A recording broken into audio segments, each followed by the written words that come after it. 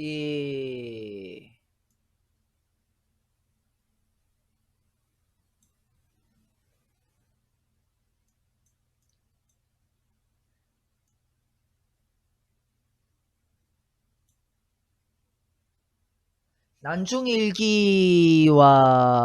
난중일기에 따르면 본래 이순신의 조선수군은 그 대략 그 여기 있었습니다. 처음에는 여기 있다가 이쪽은 별로 싸우기에 불리하다고 생각해서 그, 그 물렸어요.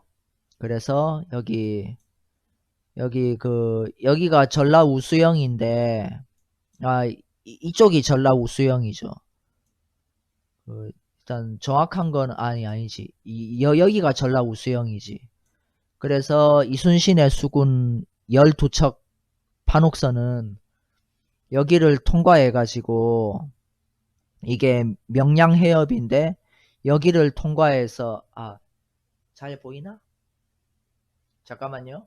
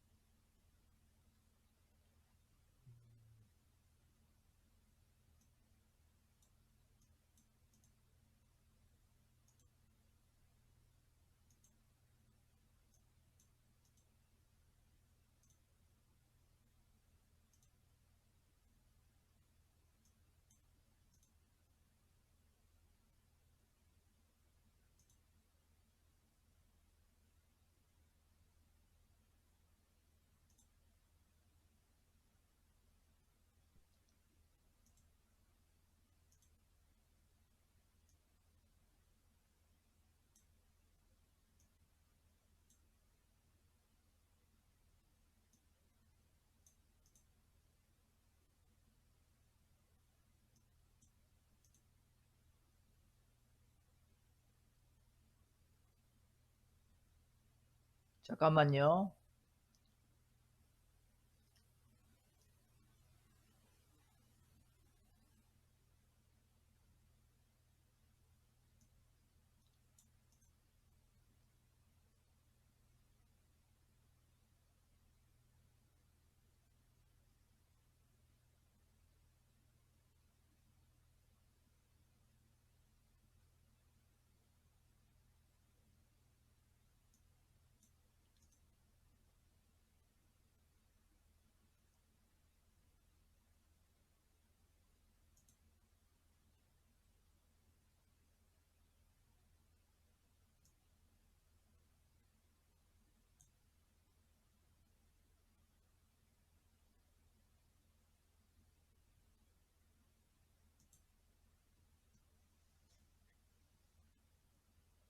그래서 이순신의 조선수군은 본래는 여기 벽파진에 있다가 군진을 물려서 여기 전라우수영 여기 있는데 여기 이쪽 명량해협을 통과해 가지고 여기로 옮겼어요. 옮겼는데 이순신은 잠자기 전까지는 어떤 생각이었냐면요.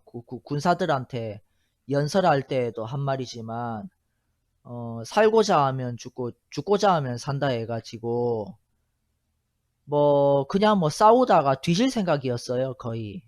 근데 잠을 잤는데 꿈에 신인이 나타났어요. 그러니까 예수 그리스도가 나타난 건데 꿈에 예수 그리스도가 나타나서 하는 말이 이렇게 싸우면 지고 저렇게 하면 이긴다 이래가지고 이순신의 생각을 바꾸게 했어요. 그래가지고 이순신이 그 말대로 하니까 이겼대요. 근데 어떻게 해서 이기게 되었냐면 난중일기를 보면 전투 당일 일본 수군이 이순신이 급보를 들었어요. 자다가 급보를 들었는지 깨고 나서 급보를 들었는지 그 말 들어보니까 일본 수군이 예상보다 엄청나게 빠르고 초스피드하게 움직인 거예요. 마치 그 스타크래프트에서 그 레이스들이 순식간에 빨리 드르르르 오듯이 그렇게 여기 명량 해협을 순식간에 슉 지나왔대요. 벌써 무려 133척이 지나와가지고 여기 전라우수영 앞바다를 금방 포위했대요. 뭐? 하게 된 거죠, 이순신이. 그래서 급히 출격해 보니까 이미 빽빽히 포위되어 있어요. 일본 수군 133척한테 빽빽히 포위가 돼가지고 뭐 어떻게 튈 수도 없습니다. 그때 이순신 혼자서만 배가, 그러니까 대장선이 앞으로 가서 싸우려고 나가는데 그 뒤에 다른 배들은 그냥 가만히 있는 거예요. 그래서 이순신이 이를 어쩌나 그랬죠. 근데 그 어찌어찌해서 이겼어요. 참 기적적으로. 그 근데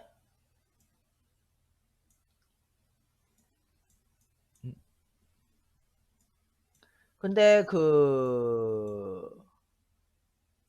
이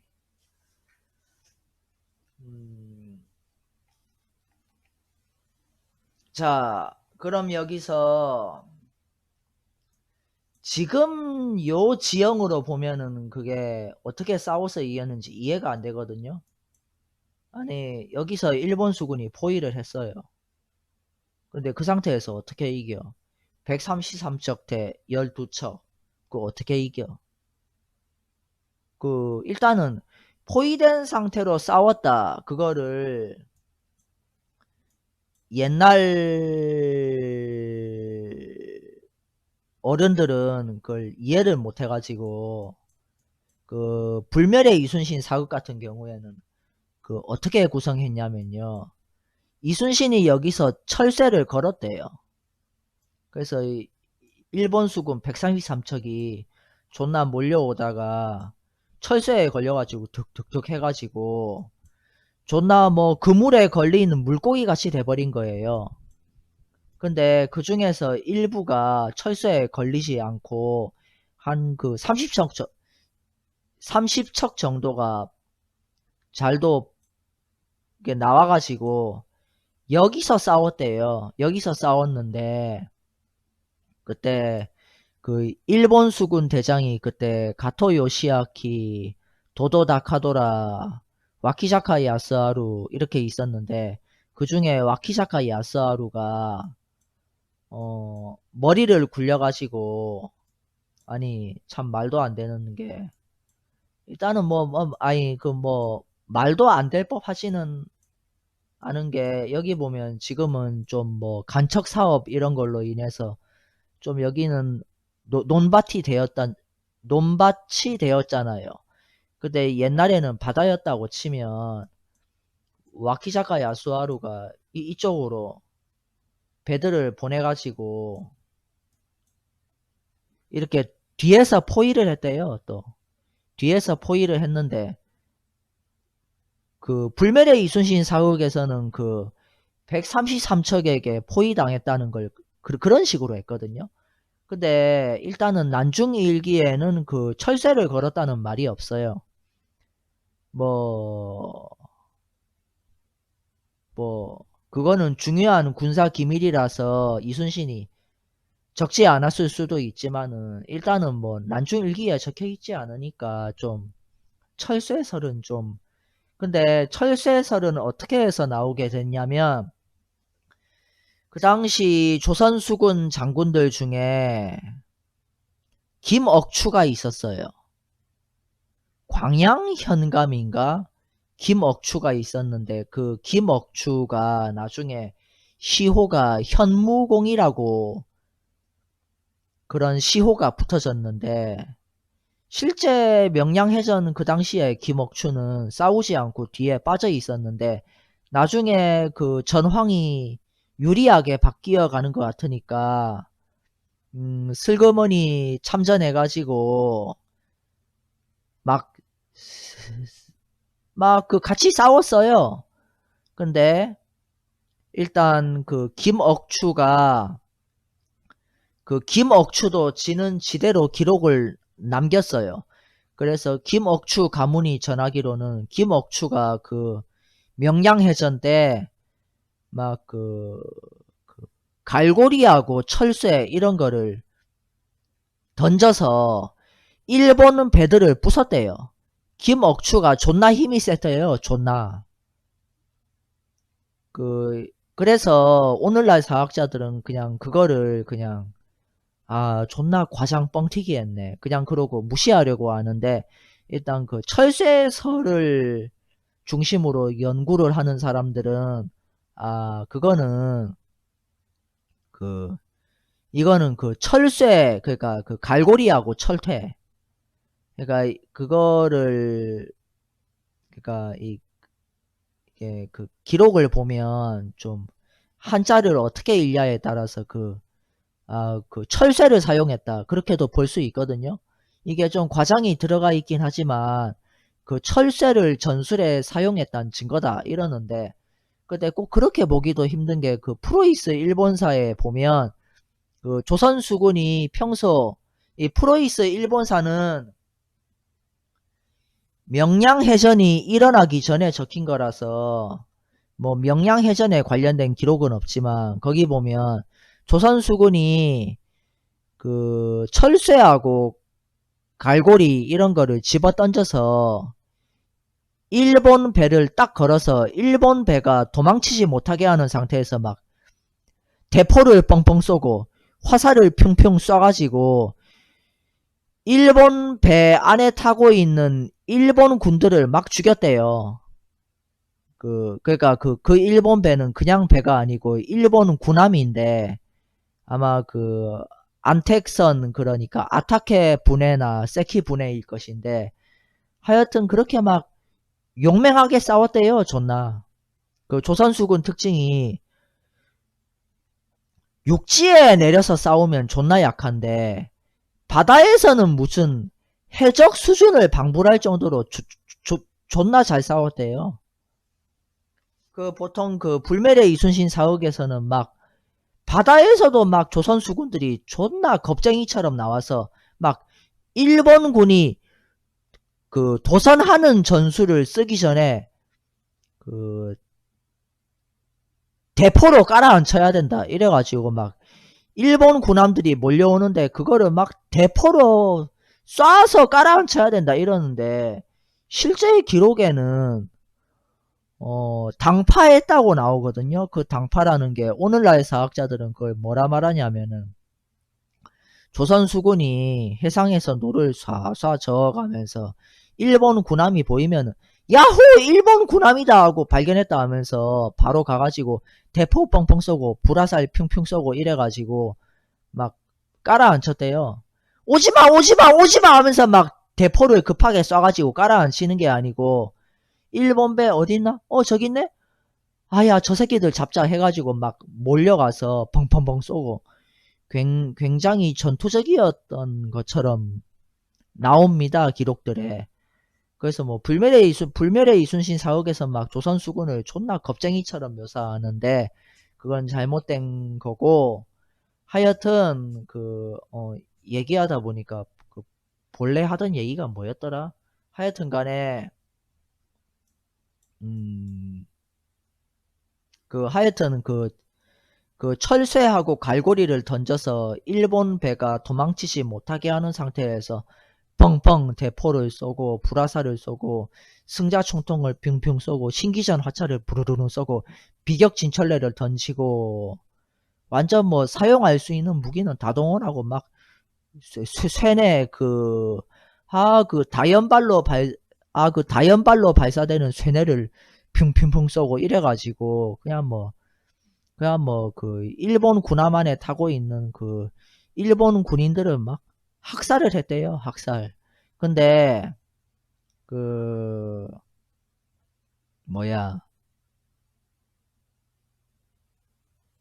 근데 일단은 철새하고 갈고리를 집어 던졌다. 그런 거를 뭐 그런 거라 보면 뭐 바다에서 철새 걸었다. 그런 말은 아니겠네. 이렇게 볼 수도 있겠지만 그러나 우리나라의 야사 지리지인 조선시대 후기에 적힌 이덕무란 사람이 적었나? 탱리지라는 기록이 있거든요. 근데 탱리지에 보면 뭐라고 나오냐면요.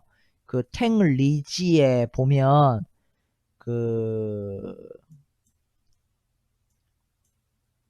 이 탱리지에서는 명량해전을 좀 특이하게 적어요. 뭐냐면 거기에도 명량이 나와요. 근데 명량을 뭐라고 부르냐면은 돌다리들이래요. 돌다리들. 무슨 뭐 여기인지 모르겠지만 어떤 돌다리들이 연속해서 있대요. 그거를 명량이라고 부르는데 일본 수군 뭐 수백 척이 오다가 이순신이 돌다리들에다가 철쇠를 걸어가지고 그게 일본 군함들이 오다가 그거를 어서오세요 델몬트님. 일본 군함들이 오다가 돌다리들에 걸려있는 철쇠를 보지 못했대요. 돌다리가 평소에 물이 빠져 있을 때는 사람이 건널 수 있는 건데 물이 많이 들어와 있으면 사람이 건널 수 없대요. 그걸 이용해서 이순신이 철새를 걸었답니다. 여기 걸었는지 여기 걸었는지 여기 걸었는지를 모르겠는데 하여튼 걸었대요. 걸어서 일본 수군들이 야호 하고 오다가 철새에 걸려가지고 드드득 걸렸는데 이게 뒤에서 오는 배들은 앞에서 오는 배들이 걸린지도 모르고 계속 오다가 드드드드득 걸려가지고 막 그물에 엄청나게 걸린 물고기들 신세같이 되었답니다. 그때 이순신이 대포를 쏴서 깔아앉혔다 이런 말이 있어야 되는데 탱리지에는 그런 말은 없고 그냥 드드드 오다가 드드드 걸려가지고 막 일본 배들이 막 지들끼리 부딪혀가지고 막 병신이 되었답니다. 그냥 존나 부딪히니까 그냥 배들이 그때 다 박살이 났대요. 물론 좀 과장이긴 하지만 그것 때문에 뭐 일본 배들 수백 척의 전투력이 상실이 되어가지고 본래 당초에 일본 수군 전략은 그대로 쭉 가가지고 쭉 가서 조선의 서울까지 갈 생각이었는데 그 전략이 전부 다 수포로 돌아갔답니다. 근데 그것도 좀 말이 안 되는 게 난중일기에 보면 이순신이 근데 난중일기에 보면요 어딨어 어디 갔노 거기 전라도 신안이 여기 있네. 근데 난중일기에 보면 이순신이 명량해전 1회전에서 싸워 이겨서 일본 배 133척 중 31척을 꼬로로록 시켰어요. 근데 꼬로로록 시킨 다음에 바람의 방향과 물살이 바뀌었대요. 어떻게 바뀌었냐? 조선군한테 불리하게 바뀌었대요. 그가 어떤 상황이냐면 1회전에서 이겼어요. 이기고 나니까 일본군이 이란 하면서 칙쇼 거리면서 퇴각을 했대요. 근데 물론 퇴각했지만 한 번 퇴각한 거지. 또 올 수 있거든요. 얼마든지. 완전히 퇴각한 건 아닐 거예요. 일본 측 기록이 그 당시 일본 수군 사령관이 도도 다카도라인데 그 사람의 호가 고산공인데 고산공 실록이란 기록이 있어요. 또 도도 다카도라가 히데요시한테 올린 보고서 기록도 있습니다. 거기 보면 뭐라고 적혀 있냐면 이순신의 조선 수군이 전라 우수영 쪽에 12척이 있었는데 일본 수군이 갔대요. 가서 싸웠대요. 근데 거기 물살이 너무 빨라가지고 또 좁아서 큰 배가 가면 위험하니까 작은 배, 세키 분해들로만 해가지고 보냈대요. 보내서 싸웠는데 그 싸울 때 그 구루지마 미치 후사하고 그 구루지마 미치 후사의 수군의 대부분이 전멸을 했고 그때 그 히데요시가 붙인 감시역도 뭐 바다에 풍덩 빠지고 그리고 도도 다카도라도 아 내 손가락 이러면서 좀 다쳤대요. 근데 그 근데 결국 조선수군 12척은 싸우다가 튀었고 그래서 전라 우수영은 일본군이 점령하게 되었다. 근데 조선수군이 도망치길래 그걸 잡으려고 했는데 뭐 너무 도망치는 속도가 빨라서 잡지 못했다. 그렇게 보고하고 있습니다. 근데 그 보고서가 그 일본 수군이 적은 보고서니까 약간 좀 거짓말이 들어있을 수는 있잖아요. 그러나 일단 중요한 거는 조선 수군이 튀었대요. 근데 난중 일기에도 튀었다고 나옵니다. 뭐라 나오냐면 이순신이 적은 난중 일기는 뭐라고 적냐면요. 근데 뭐 이순신은 좀 거짓말 칠 가능성이 별로 없죠. 난중 일기 보면 좀 성격을 보면 되게 그 솔직한 사람이거든요. 뭔가 군공을 과장하거나 거짓말 치거나 그럴 사람은 아닙니다. 근데 이순신이 적은 난중 일기 기록에 따르면 1회전에서 싸워서 이겼어요. 그래서 일본 수군이 튀었어요. 튀었는데 그때 이순신이 그때 바람의 방향과 물살이 조선 수군한테 불리한 쪽으로 바뀌었대요. 그때 이순신이 말한 게 여기 있다가는 그 뒤진다. 여기 위험하다. 이 지금 싸워서 이긴 거 하늘이 준 행운이다. 완전. 그 여기 계속 있으면 안 되고 우리 튀어야 된다 해서 튀었대요. 튈 때 이순신만 튄 게 아니고 그때 그 피난민들 배들 수백 척이 있는데 그때 함께 튀지 않았고 그 피난민들 수백 척도 그 피난민들 수백 척이 먼저 튄 것 같아요. 먼저 튀어서 막 그 피난민들 배 수백 척은 이렇게 막 올라갔습니다. 올라갔대요. 그래서 나중에 이순신하고 만나요. 이순신도 튀었어요. 그 정확히 말하자면 튄 건 아니고 작전상 불리한 지역이므로 작전상 후퇴한 거죠. 후퇴할 때 전라 우수영을 싹 비워버리고 그냥 바로 튀었습니다. 그래 전라 우수영으로 내려서 야 짐 챙겨라 이러고 튄 거 아니고 그냥 뭐 배에 타고 있는 상태에서 바로 갔어요. 퇴각을 했어요. 그래가지고 퇴각해서 이순신 수군은 여기 머물었다가 여기 머물었다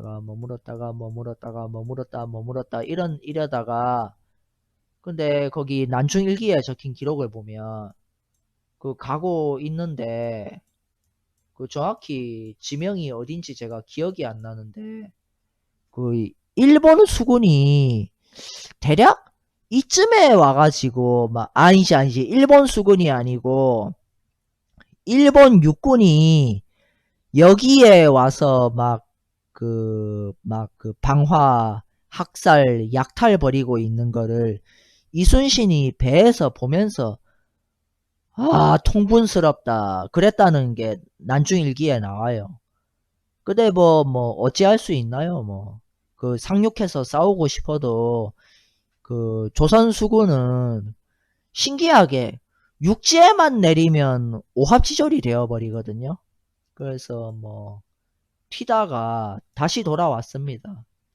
그 지금쯤이면 돌아가도 되겠지 해서 돌아왔더니 그 전라우수영으로 돌아왔대요. 돌아와 보니까 전라우수영하고 주변 마을이 싹 다 잿더미가 되어 있는 걸 보고 쓸쓸하네. 그랬대요, 이순신이.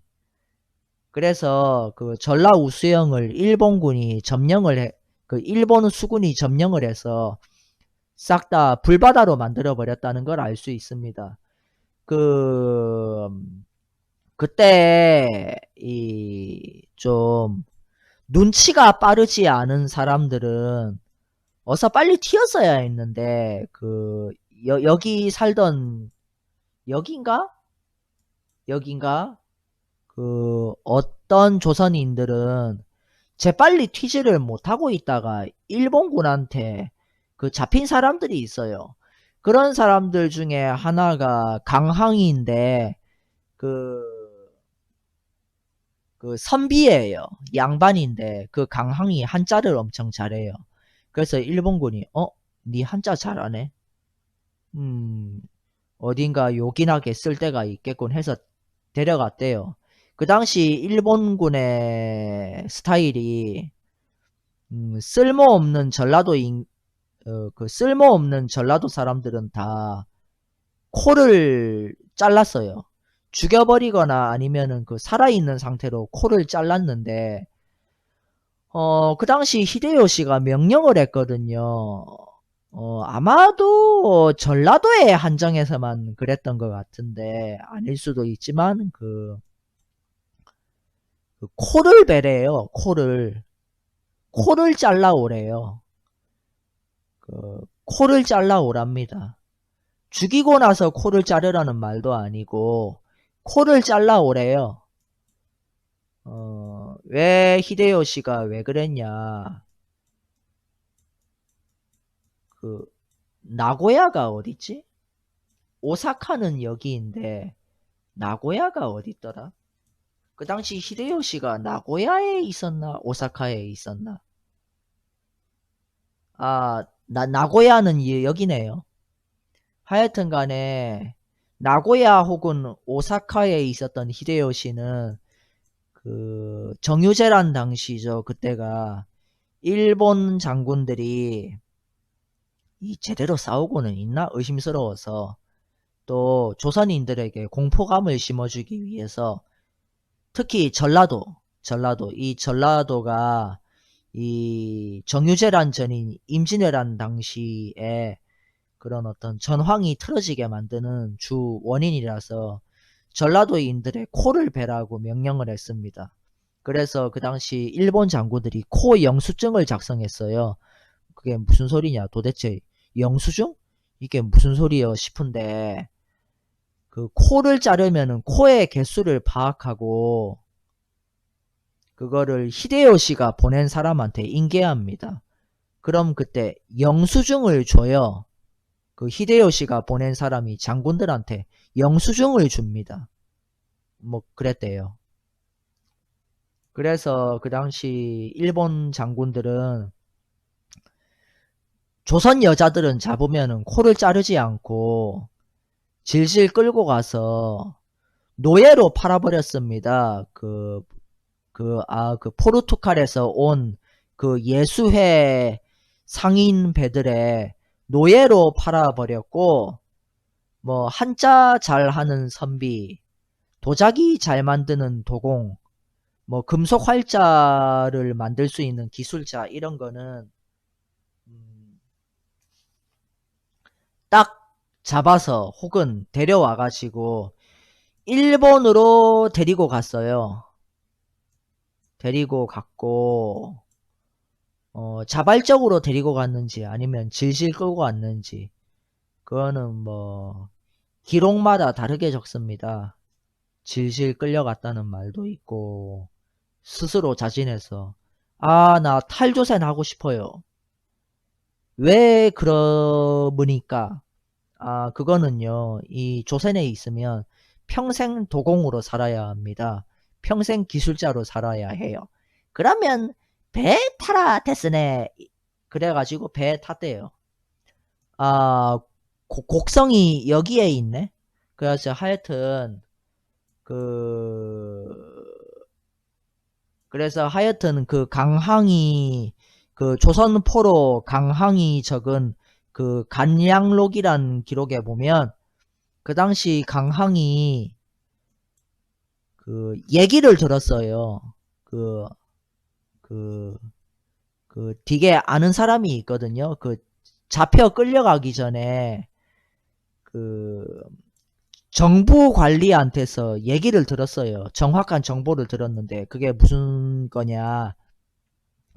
이순신이 전라우수영 앞바다에서 일본 수군 상대로 12척 판옥선을 거느리고서 싸우다가 전황이 불리해지고 숫자가 중과 부적이라 가지고 튀었대요. 튀었대요. 그거를 강항이 들었습니다. 그래서 강항이 망연자실해 있는 와중에 일본군한테 딱 잡혀가지고 그 포로로 끌려간 겁니다. 그때 일본군이 그 강항의 집안 사람들 중에 일부를 이 새끼들은 뭐야 해가지고 그냥 바다에 풍덩풍덩 집어 던졌대요. 그래가지고 강항이 그걸 보면서 통곡을 했답니다. 그냥. 그래서 하여튼 그렇고 그 다음에 뭐 얘기해야 되지? 그리고 이순신의 조카가 적은 그 충무공전서라는 기록이 있어요. 거기 보면 그 명량해전 당시에 이순신이 판옥선 12척을 거북선으로 개조를 했대요. 아니 그 짧은 시간 안에 어떻게 금세 거북선으로 개조하냐 그렇게 생각할 수 있거든요. 충분히. 근데 그다지 별로 놀랍지도 않은 것이 그 거북선 자료가 있어요. 자료를 보면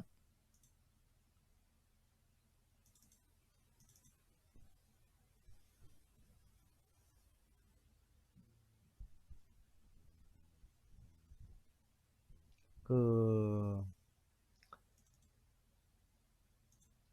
다양한 거북선 자료가 전해옵니다. 이거는 조선시대 정조 당시의 거북선이거든요. 근데 이순신 가문이 전해오는 거북선 그림이 있어요. 거북선도 아마 형태가 아마 다양했을 거예요. 그리고 초기 거북선은 아마 이 거북선하고는 좀 다르게 생겼을 수도 있고 그 초기 거북선은 그 어떻게 생겼냐, 이순신 가문이 전해오는 거북선이 이렇게 생겼습니다. 이렇게 약간 우리가 아는 거북선하고는 되게 많이 다르게 생겼거든요. 제가 이걸 그림으로 그려봤어요.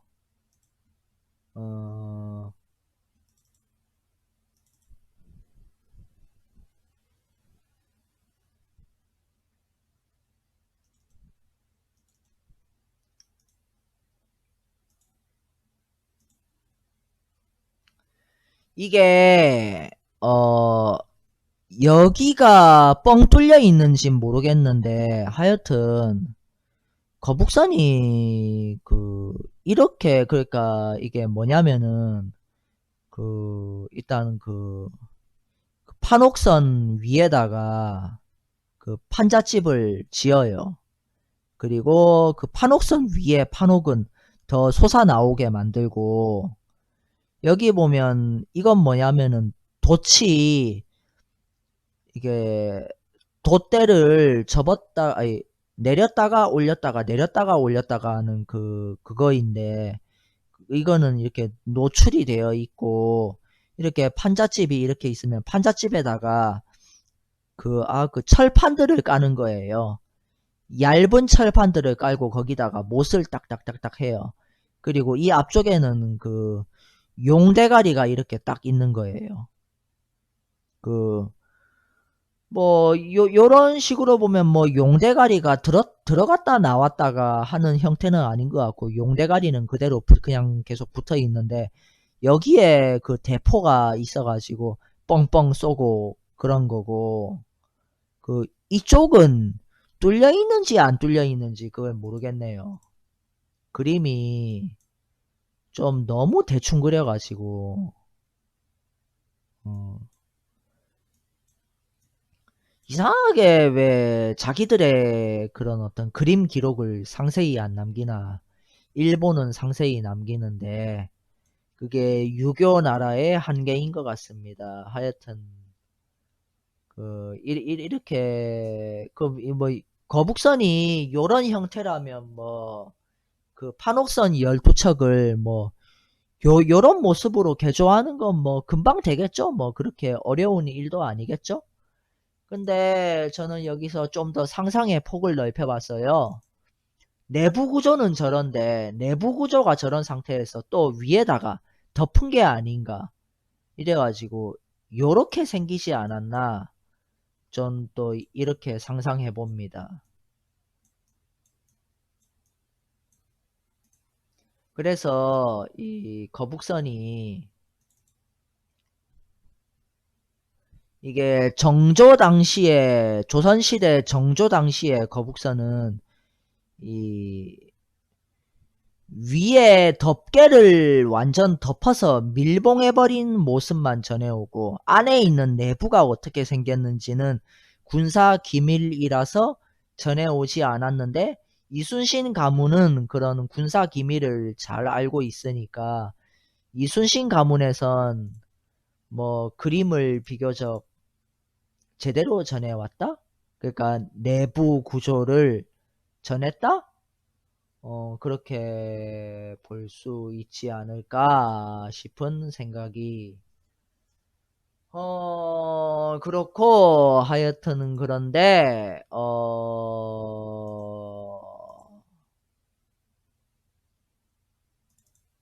그, 명량해전 당시에 지도를 한번 봐봅시다. 그, 그 당시에 지형은 어떻게 생겼는지. 이게 조선시대 후기 고지도에서 그 명량해전이 벌어진 그 전라우수영 주변 지도를 그린 겁니다. 이렇게 그려져 있으니까 참 뭐가 뭔지 모르겠거든요. 그래서 이거를 클립 스튜디오 프로그램으로 제가 입혀가지고 한번 당시의 지형을 재현해보는 시간을 가지도록 하겠습니다.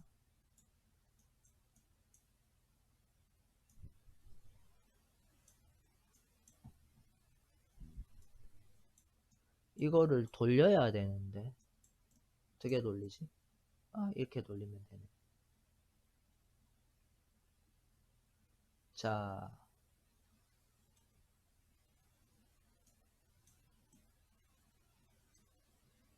예, 디아블로 4 있습니다. 음,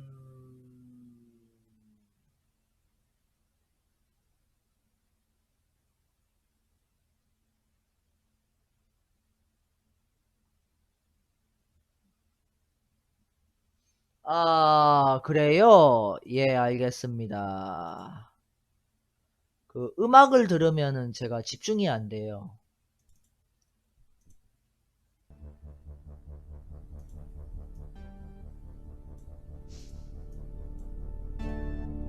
자,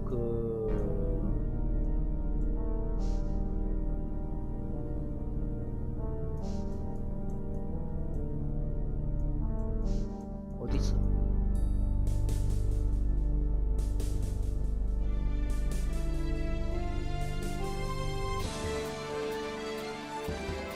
아, 갑자기 뭐가 뭔지 모르겠네.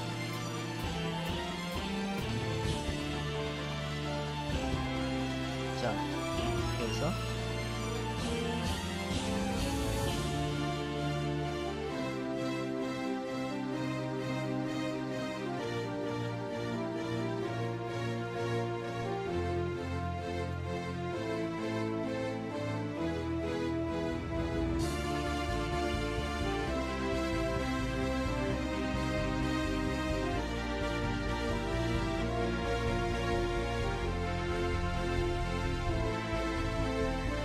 자,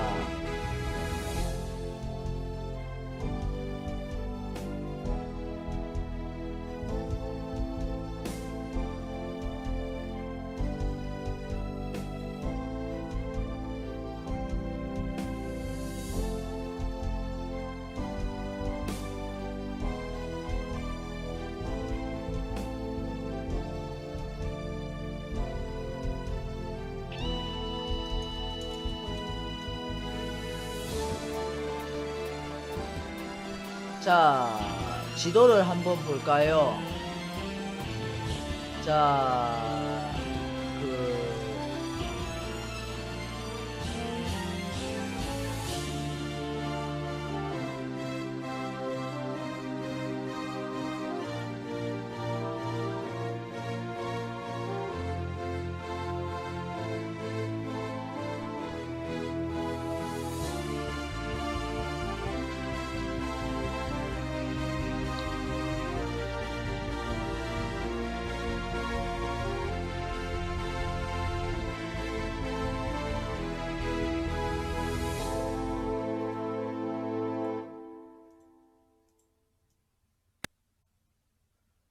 자, 지도가 참 대충 그려가지고, 제대로, 자, 일단은 보면은, 일단 여기 비교를 시켜 놓을게요. 여기 보면,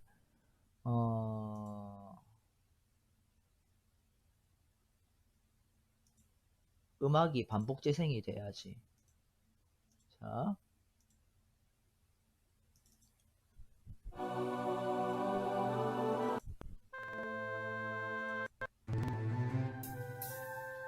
자.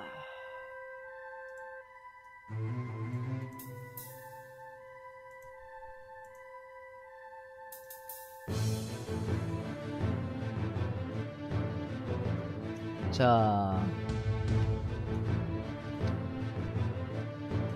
여기 보면 여기 지형이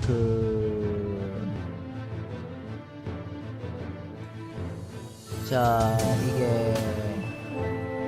이게 이거고 이게 이거인데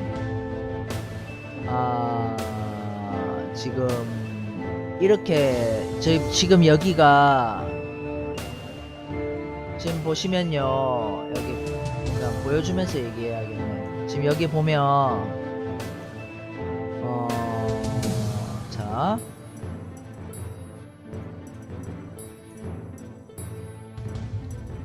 자, 그 명량 해협이 양쪽에서 그 뭐 철새 거는 게 발견되었다고요?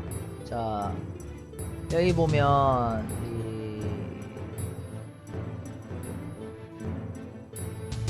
이 전라 우수영이 이렇게 있었을 거예요, 이쪽에. 근데 여기에 이순신의 배들이 정박을 했겠죠. 그러면 전투 장소는 여기가 되는 걸 텐데, 자, 여기 보면 섬이 있거든요. 형태가 비슷하죠. 그리고 자, 여기 보면 이것도 비슷해요.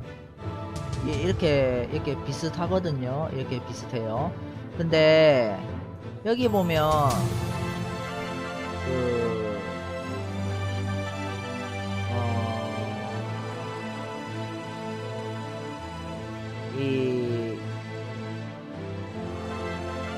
이런 식으로 들어가 있는 데가 있어요. 이렇게 여기 보면 논밭으로 간척 사업 해가지고 덮였는데 원래는 바다였을 거예요. 그러면 여기가 물살이 되게 빠른 곳이라서 무슨 133척이 단시간 내에 금방 통과해가지고 이렇게 포위한다? 근데 뭐 그랬을 수도 있겠죠. 근데 여기 보면 그러면 전투 장소는 대충 이쪽이 되는 건데, 문제는 여기서 싸웠다 하면 일본 수군이 이렇게 와도 되고 요렇게 와도 되는데, 그러면 조선수군이 뒤에서 아무리 여기서 그 이순신 혼자서만 여기서 싸우고 조선수군은 뒤에서 그냥 알짱거린다 해봤자 다른 일본 수군은 이렇게 오면은 얘들 나머지 알짱거리고 있는 거 아무 쓸모 없거든요. 근데 그 기록을 보면 이순신 그 처음에는 이순신 혼자서만 싸우다가 나중에 그 뒤에서 관전하고 있던 조선배 몇 척이 와서 도와주다가 유리해지는 것 같으니까 그냥 한꺼번에 다 출동해서 싸웠어요. 근데 보면은 좀 기록에 난중일기에 적혀져 있는 걸 보면 거의 그 한 방면으로만 싸우는 그런 느낌이 들거든요. 근데 여기는 두 방면이잖아요. 말이 안 되는데, 일단 불멸의 이순신에서는 그냥 여기서 싸웠다 해가지고 그 전투 시작하자마자 일본 수군 133척에 포위당한 상태로 시작했다는 걸 뭐 일본 배가 여기에도 와 있었고 여기에도 와 있었다. 근데 철쇠를 걸었는데 미처 철쇠에 걸리지 않은 30척의 그 구루지마 미치 후사의 배들이 이렇게 나와가지고 이순신하고 조선수군은 여기서 싸웠다. 그러면 그 와키자카 야스하루가 따로 보낸 또 다른 일본 배들은 여기서 뭐 하고 있었느냐? 그걸 해명하려고 불멸의 이순신에서는 여기 물살이 굉장히 이상하고 빨라가지고 못 오고 있었다 이러는데 무슨 뭐 투명 장벽이 있는 것도 아니고 그건 좀 말이 안 되잖아요. 말이 안 되는데. 근데 그래서 말이 안 되니까 명량 영화에서는 그걸 어떻게 했냐면은 일본 수군 133척은 그냥 싸우지도 않고 그냥 가만히 있었대요. 왜? 그 구루시마 미치우사 뒤지는 꼴 보고 보고 싶어서 그냥 가만 보고 있었대요. 그게 말이 되나? 하여튼 간에 구루시마 미치우사하고 이순신이 여기서 싸우고 있고 조선 수군은 그냥 여기서 그냥 관전하고 있었대요. 근데 구루시마 미치우사가 뒤지는 걸 보고서 여기 있던 일본 수군 133척이 어찌 돌아가는 거냐 이러는데, 그때 물살이 바뀌니까 이순신하고 뒤에서 관전하던 애들도 그냥 총출동해서 야 하고 오니까 일본 수군 133척이 해서 그렇게 해서 졌대요. 근데 좀 영화는 약간 좀 재미가 없었죠. 불멸의 이순신에 비해서는 되게 재미가 없거든요. 근데 난중일기에는 전혀 상황이 다른 게, 일단 여기 명량해협에서 싸웠다고 안 돼 있어요. 난중일기에 보면 뭐라 돼 있냐면은 명량해협이란 말도 없어요. 거기는 그 일본 수군 133척이 명량을 그대로 통과했대요. 통과해가지고 우리가 진치고 있는 곳으로 곧장 오고 있대요. 그러면 일단 고시도에 그려져 있는 바대로 따르면 지금 여기로 오고 있는 건데, 그러면 전투 장소가 여기밖에 안 되거든요. 근데 그 포위를 이렇게 당했다는 건데, 그럼 도대체 미스터리하네. 그래서 좀 사학도들한테는 이 명량해전이 거의 미스터리입니다. 그냥 이순신이 존나 잘 싸워서 이겼다는 식으로 그냥 미스터리가 되어 있습니다. 그리고 뭐 명량해협에 철쇠 걸었다는 설은 그냥 그 환빠나 주장하는 개 같은 소리로 그냥 취급이 되고 있거든요. 근데 이거는 뭐 제가 최초로 생각한 설이에요. 이거는 좀 뭔가 여기 고지도에 보면 이쪽에 무슨 길 같은 게 있어요. 우리 약간 좋은 비유가 될 수 있는 거를 한번 보여드릴게요. 우리 봤잖아요. 그 아까 전 방송에서 그 충무공 전투 게임 그 옥포의 전 미션 할 때 약간 비슷한 지형. 자,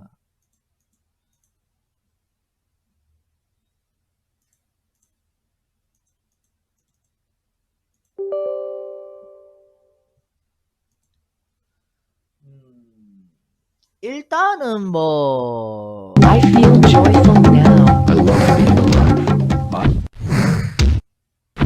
아니 근데 그게 말이 안 되는 게 그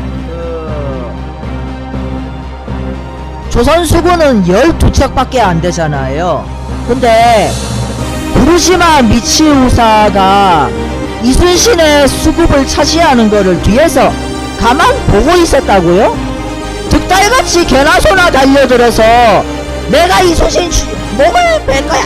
아니야 내가 뺄 거야. 아니야 내가 뺄 거야. 이래도 모자른 상황에 그냥 편하게 관전하고 있다고요? 그게 더 말이 안 되죠.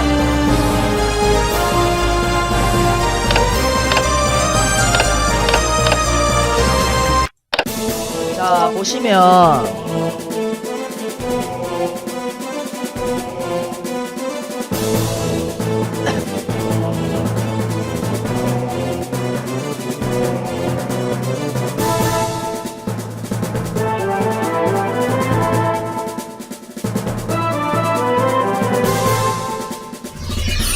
약간 여기 지형이 그 전라 우수영 고시도에 나오는 거하고 좀 약간 비슷한데 여기가 명량해협이라 봐요. 그냥 대충 그렇게 봅시다.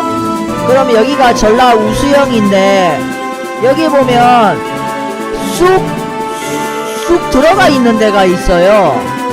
근데 좀 더 기다려보죠. 평소에는 이쪽을 이렇게 지나갈 수 있잖아요. 근데 지금은 안 보이는데 약간 여기 지날 때 약간 배가 좀 느려지거든요. 근데 지금 좀 기다려야 돼요. 계절이 바뀌면은 그 여기가 좀 그 사람이 건널 수 있는 다리 같은 게 만들어져요. 그거 우리 봤잖아요. 다리 같은 게 만들어지니까 배가 그 지나가는 속도가 더 느려져요. 그리고 사람이 지나다닐 수 있어요. 그냥 뭐 일단 그거 보는 것까지 기다리기는 좀 그렇잖아요. 일단 그거는 보고 싶으신 분들은 그 전 방송을 보도록 하시고, 그래서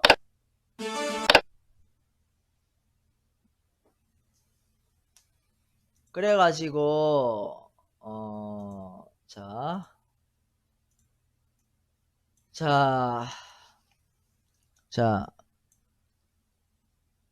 지금 고지도에서 지금 이렇게 지금 요렇게 들어가 있는 부분이 이거라고 보시면 되실 건데, 그럼 지금 지나가는 길이 아마 대강 여기이지 않았을까. 그럼 이쪽이 평소에는 그 고시도에 그려져 있기로는 평소에는 뭐 사람이 지나가는 길이 있는 것처럼 되어 있지만 좀 물이 많이, 그러니까 밀물 같은 게 쫙 들어오면 그 이쪽이 좀 바다가 되는 거 아닌가, 이쪽이. 그럼 고시도에 그런 게 그려져 있어야 되는데 왜 안 그려지느냐? 그거는 중요한 군사 기밀이기 때문에 지도에 그런 걸 그릴 리는 없겠죠? 그 보통 그런 말 있잖아요. 김정호가 대동여 지도 만들었더니 흥선대원군이 보고서 분노하고서 죽였다. 그런 게 그 일제시대 때 일본이 만든 교과서에 그런 얘기가 전해 오잖아요. 근데 참 희한한 게 그 출처가 안 적혀 있거든요. 출처가 안 적혀 있어서 보통 그 흥선대원군을 깎아내리려고 그러는데 그 일본이 흥선대원군 뭐 굳이 깎아내릴 필요 있나요? 흥선대 연구는 일본 닌자들이랑 같이 민비를 죽이려고 같이 들어가서 민비를 죽였거든요. 그리고 그 미우라 공사랑 같이 그 고종 만나러 가서 고종 보고 민비를 폐위한다는 교서에 사인하라 요구를 했어요. 미우라 공사랑 고종이 같이 가서 요구를 했어요. 근데 우리나라 역사 영화들에선 사극에선 그걸 절대로 묘사 안 하거든요. 그 부분을. 그러니까 흥선대원군이 나오면 안 되는 거죠. 딱 그 장면에서. 근데 그 그때 고종이 그 기록에 보면 고종이 뭐라 했냐면은 내 손가락을 잘라라. 내 손가락 잘라가지고 니들이 알아서 하든가. 난 절대 안 찍는다. 그랬어요. 그래서 일단은 뭐 흥선대원군은 거의 그 친일적 행보를 보인 거나 다름없기 때문에 뭐 일본 입장에서 뭐하러 흥선대원군을 깎아내리겠습니까? 근데 약간 와전이 된 게 아닌가. 그러니까 대동여 지도를 만들어서 흥선대원군이 김정호를 죽인 게 아니고 뭔가 어떤 지도 같은 걸 만들 때 군사 기밀을 노출시킨 게 있지 않았는가 그런 생각이 좀 드네요. 근데 김정호가 만든 지도들이 더 있었겠지만은 뭐 그게 안전해 오는 게 있을 수도 있잖아요. 뭐 흥선대원군의 분노를 산 지도가 있었을지도 모르죠. 그러면 그런 게 있으면 기록에 적혀야 되지 않겠느냐. 근데 그 조선왕조실록이라고 해서 모든 기록이 다 적혀 있는 건 아니에요. 사초에 적고 나서 그 뺄 내용은 빼고 적어도 되는 내용들만 적는 게 실록이기 때문에 뭐 그런 걸 감안하면 그 흥선대원군한테 실권이 있을 때 김정호가 혹시 밉보인 게 있지 않은가 그런 생각이 듭니다. 하여튼 간에 이 실제 명량해전 전투 장소는 여기가 아닌가 여기. 그래서 그, 그 어떻게 되냐 이순신이 약간 위장 전술을 쓴 것 같아요. 이때 피난민배 수백 척은 여기 있었던 거예요. 그래서 일본군은 이거를 군선이라 착각하고 그냥 와버린 거예요. 근데 이순신은 여기에 있었던 거예요. 그래서 우리가 진치고 있는 쪽으로 일본 수군이 오고 있다고? 그러면 이제야말로 출격을 할 때다 하면서 이순신이 띵 나오니까 나오자마자 포위를 당해버린 거예요. 일본도 머리가 똑똑하기 때문에 네가 그런 전략 쓸 줄 알고 있었어 라는 식으로 그 당황하게 된 거죠. 아마 이순신하고 이순신 부하 장군들 전부 다 뇌가 그 순간에 정지해 버렸을 거예요. 그 일본군의 똥구멍을 찔러야지 하면서 나오려 했는데 전투 시작하자마자 포위가 돼버린 거예요. 그래서 포위당한 상태로 싸우게 된 거죠. 근데 일본 수군이 간과하고 있던 거. 일본 배들은 거의 다 세키분해인데 판옥선의 높이의 절반밖에 안 되거든요. 세키분해의 높이가. 게다가 덩치도 작아요. 그 불멸의 이순신 사극이나 명량해전 사극 이런 거 보면 무슨 뭐 일본 배들이 조선 배에 도선하는 거를 아 음악이 안 틀어지네? 왜 안 틀어져? 아 그렇네. 자 다른 음악을 틀겠습니다.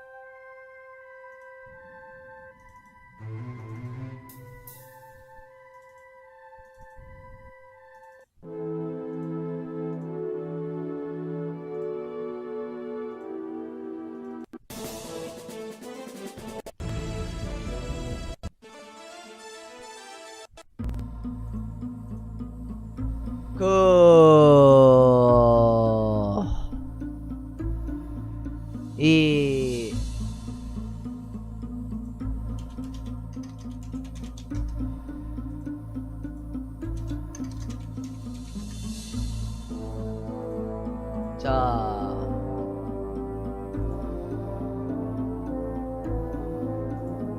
자, 제대로 비교가 되어 있네요.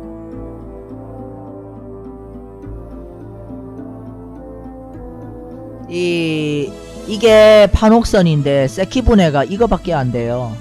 이게 와가지고 도산하려고 한다? 이 바다 한복판에서 싸우는 거라 가지고 이 배가 흔들흔들 거리는데 이 올라가서 싸운다? 되게 힘들죠. 그래서 일본 배들은 그 당시 어떤 전술 썼냐면은 한 대충 이런 세키분의 3개가 와요. 그래서 이렇게 해요.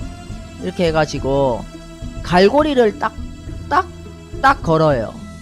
그 다음에 보통 영화에 보면은 나무 다리 같은 걸 툭툭툭 걸쳐가지고 올라가는 식으로 하는데 실제 그 당시 명량해전 당시의 기록을 보면 그렇지가 않고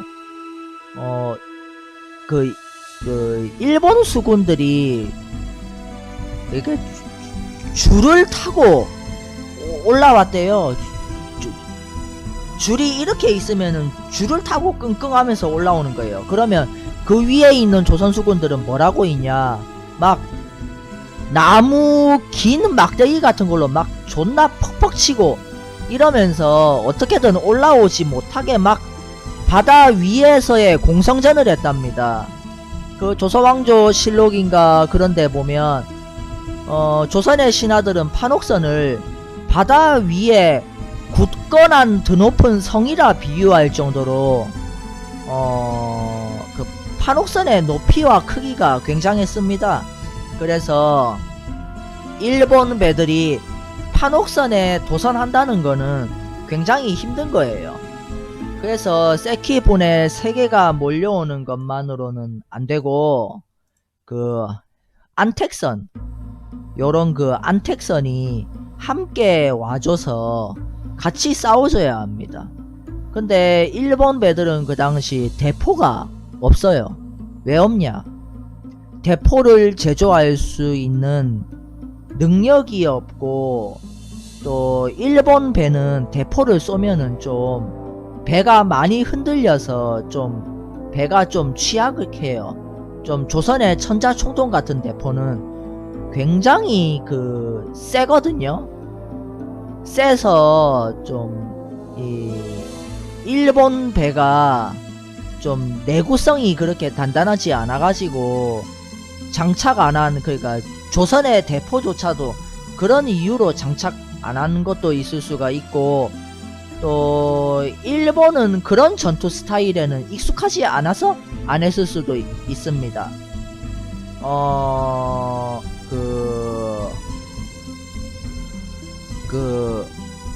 그리고 그 서양의 대포는 가격이 너무 비싸가지고 안 한 것도 있을 거고, 근데 주된 거는 일본의 전투 스타일은 대포를 쏘는 스타일은 아니라서 그랬던 걸 수도 있어요.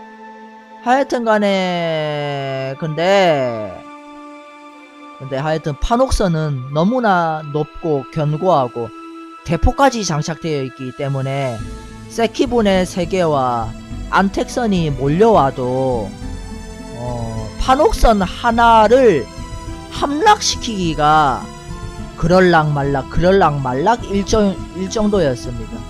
게다가 판옥선도 한 척만 싸우는 게 아니고 여러 척이 협동으로 싸우면은 일본도 상당히 힘들죠.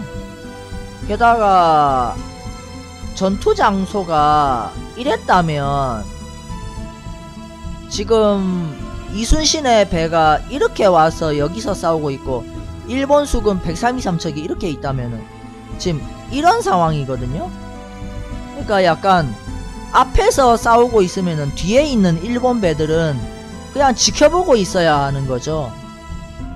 근데 전투 장소가 여기였다 하면 다르죠. 야, 이순신 배가 여기 있으면은 일본 배들이 이렇게 오고 이렇게 오면은 뭐 좀 조선이 적겠죠. 그런 식으로 하면. 그래서 실제 싸움 장소는 여기가 아니었겠는가. 근데 바람의 방향과 물살이 바뀐 거예요. 그러니까 그때 이순신하고 조선수군이 야! 하면서 펑펑펑 해가지고 그때 일본 수군 30척이 꼬로로로록 해버리고 뒤에 있는 일본 배들은 아 뭐 하면서 일단 튀었어요. 그 다음에 물살이 또 물살과 바람의 방향이 조선한테로 점점 불리하게 흘러가는 것 같으니까 이순신이 여기는 불리한 지형이다 하면서 튀었어요. 튀었는데 어디로 어떻게 튀었다는 건지 난중일기에는 그게 묘사가 안 되어 있거든요. 그 이순신이 왜 그런 정확히 어디에서 싸웠냐는 걸 왜 정확히 안 적고 왜 자꾸 그런 식으로 두리뭉실하게 적었느냐. 좀 상세하게 적을 만도 하잖아요. 그게 군사 기밀이죠. 여기서 싸웠다고 적었다 해봐요. 만약에 그렇게 적은 기록이 외부에 유출이 되면 그 전투 스타일을 적이 알게 되잖아요. 그럴 위험이 있기 때문에 전하지 않은 게 아닌가. 그러면은 일본 쪽에서라도 기록을 남기면은 그게 군사 기밀이 유출이 되는 건데, 근데 일본 쪽은 히데요시한테 그 졌다는 사실을 문책받을 게 두려워서 일본 쪽 기록에서도 두리뭉실하게 적혀가지고 결국 명량해전은 영원한 미스터리가 돼버린 것이 아닌가. 그래서 이게 물살이 바뀌기 전에 여기 이 물이 들어와 있을 때 어서 튄 게 아닌가. 그래서 이순신 수군은 이렇게 간 거 아닌가. 그렇다 보면은 여기 보면 전투 장소가 여기였다 하면은 여기 보면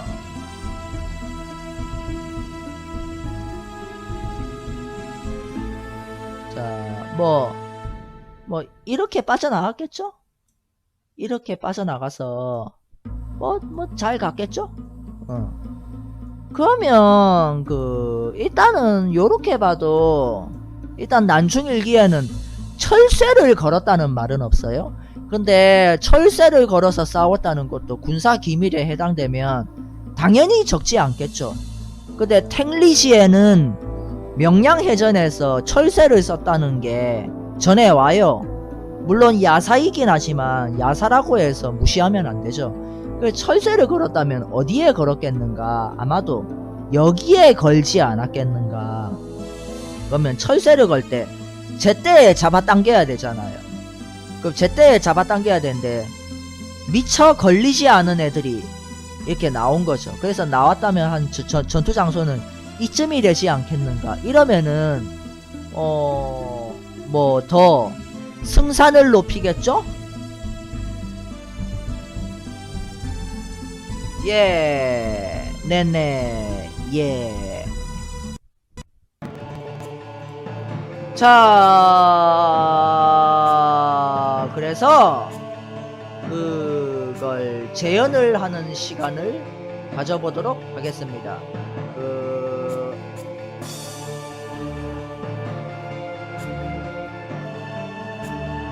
자, 그래서 재연을 해볼 거예요.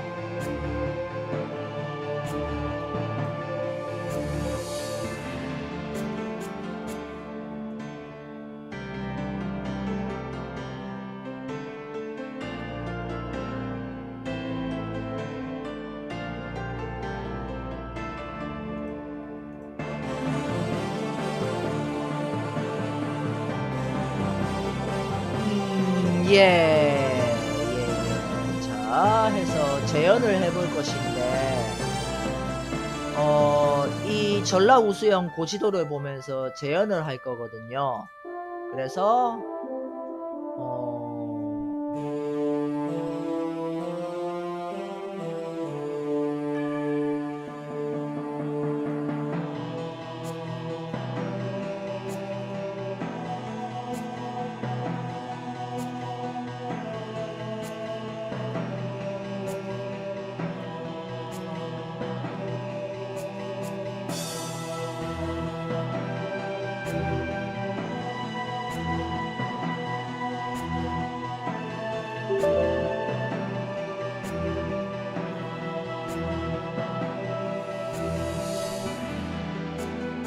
I feel joyful now.